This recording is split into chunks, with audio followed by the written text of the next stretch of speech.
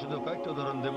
কোরআন পৃথিবীর সৃষ্টির রহস্য নিয়ে কি বলে তাই নিয়ে সেখানে অনেক কথাই বলা আছে, কিন্তু কোরআনে যা বলা আছে এর অধিকাংশই কোরআন নাজিলের সময় আমরা জানতাম না। কোরআন যখন 1400 বছর আগে নাজিল হয়েছিল এসব কথা অজানা ছিল।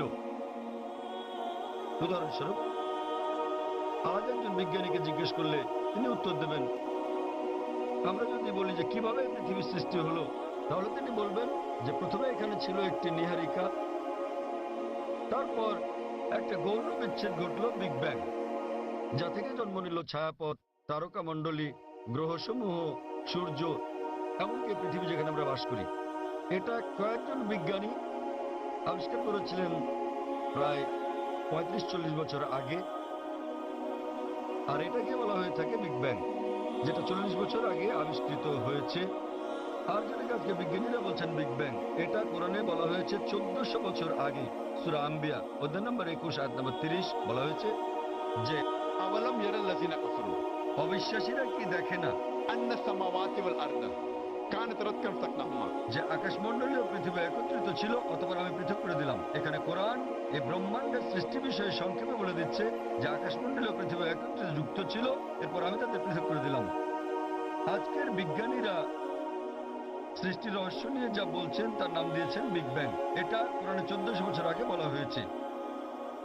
আমরা আগে মনে করতাম যে এই যে আমরা পৃথিবীতে আছি এটা সমতল।